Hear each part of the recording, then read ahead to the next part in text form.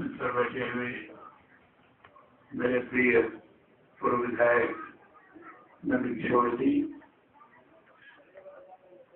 पूर्व विधान परिषद सदस्य महेंद्र यादव जी, आदरणीय केशव पाठक जी,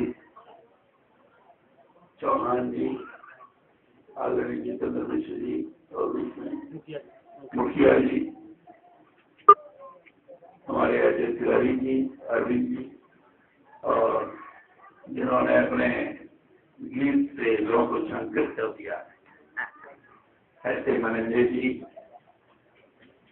और जिन्होंने इस आयोजन में अपनापन के हिसाब से रुचि लेकर यह स्वरूप स्थापित किया है, ऐसे आगे प्रधान आदरणीय गोविंद मिश्र जी।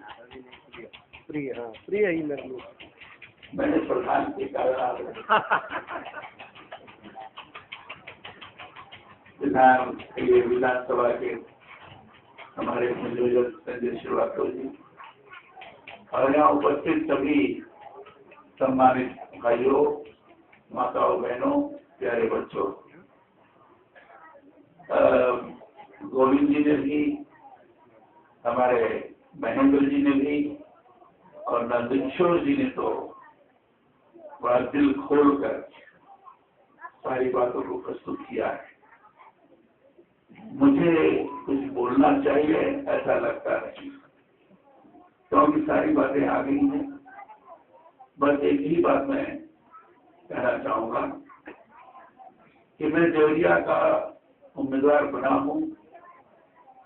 मुझे भी कल्पना नहीं थी मुझे देवरिया दिया जाएगा। मैं उस देवरिया से संसदीय क्षेत्र का चुनाव लड़ूंगा, किसी को कल्पना नहीं थी। एकाएक मुझे संगठन के जो हमारे मातृ संगठन के सर्वोच्च अधिकारी कहते थे, उन्होंने निर्देश दिया, मैं निर्देश शब्द का प्रयोग कर रहा हूं, उन्होंने निर्देश दिया कि तुम्हें देवरिया लड़ना है। मैंने उनसे केवल इतनी कहा था कि कानपुर लड़ना था, नहीं कोई बात नहीं, मैं पार्टी से दौरा करूंगा, लेकिन निर्देश दिया। मेरी प्रारंभ से ही सांगठनिक मानसिकता रही है, प्रारंभ से, और सांगठनिक मानसिकता के कारण जो हमारा संगठन का प्रमुख है, मैं संघ का संस्थापक भी हूँ, प्रारंभ से हूँ, और परम पूजनीय गुरु जी गोरवलकर जी के नाम से आप जानते हैं, उनका सानिध्य प्राप्त रहा है, तो बहुत स्नेह भी करते हैं।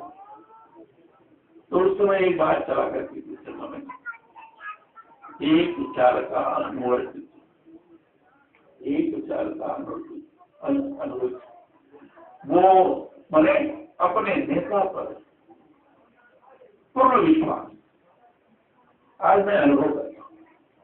मैं उस समय शायद इतना गहराई से नहीं सोचता रहूंगा, लेकिन आज मैं अनुभव करता हूँ, चाहे संगठन हो, चाहे परिवार हो, चाहे एडमिनिस्ट्रेशन हो, चाहे कोई संस्था हो, अगर अपने नेतृत्व पर विश्वास नहीं रहेगा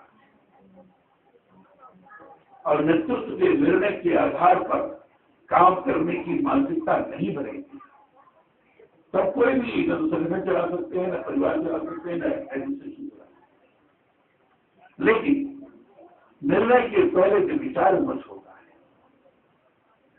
विचार विमर्श के क्रम में अपने विचार को खुद करना चाहिए, निर्भीकता के साथ रहना चाहिए,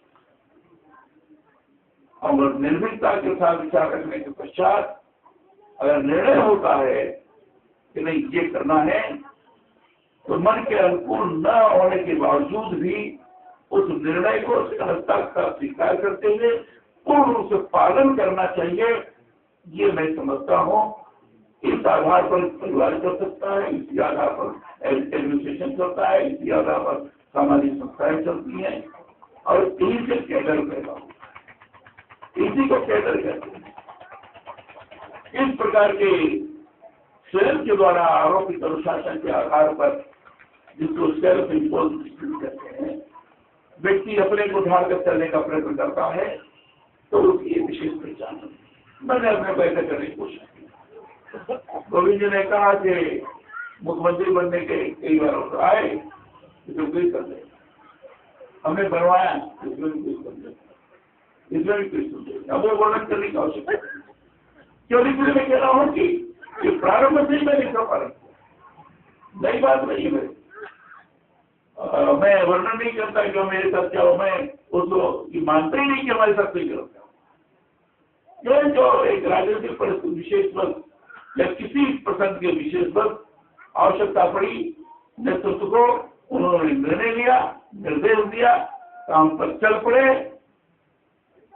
और इसी आधार पर मैं आया, निर्देश प्राप्त हुआ, एक मिशन प्राप्त करना है, नरेंद्र मोदी को भारत का प्रधानमंत्री बनाना है और देश को बचाना है। यह एक मिशन, इसलिए कमल खिलाना है। कमल को मैं इस रूप में लेता हूँ। कमल ही एक तरह से हमारे सिद्धांत का प्रतीक मान सकते हैं आप। कमल भारतीयता का प्रतीक है, कमल भारतीय विचारधारा का प्रतीक है, कमल भारतीय संस्कृति का प्रतीक है, कमल समृद्धि का प्रतीक है। ये हमारा सिद्धांत है, ये हमारा मिशन है। हम भारतीयता, भारतीय विचारधारा, भारतीय संस्कृति, इसके माध्यम से देश के स्वाभिमान को जागृत तो करना ही चाहते हैं।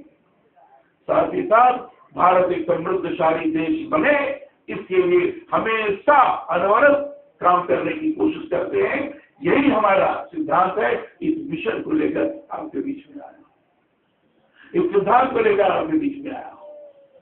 और जब रणांगन में कूद पड़ा तो आगे बढ़ने की आदत है, पीछे देखने की आदत। कलराज मिश्रा जिंदाबाद, कलराज मिश्रा भारतीय जनता पार्टी जिंदाबाद। कह सकता हूँ हमारे नंदकिशोर जी, हमारे जनरल साहब, ये सब लोग साथ में, और नंदकिशोर जी के तो स्वभाव से मैं उन्होंने से बड़ा प्रारंभ से परिचित, और मुझसे जो कोई कहता है नंदकिशोर जी, मेरा चिंता मत करिए, नंदकिशोर जी के ही लोग मैंने पहले भी कहा, मैंने कहा वो नंदकिशोर जी चुनाव लड़ना चाहते थे, मैंने कह दिया यार वहां तो उन्होंने शायद जी की बात की है, ये कहा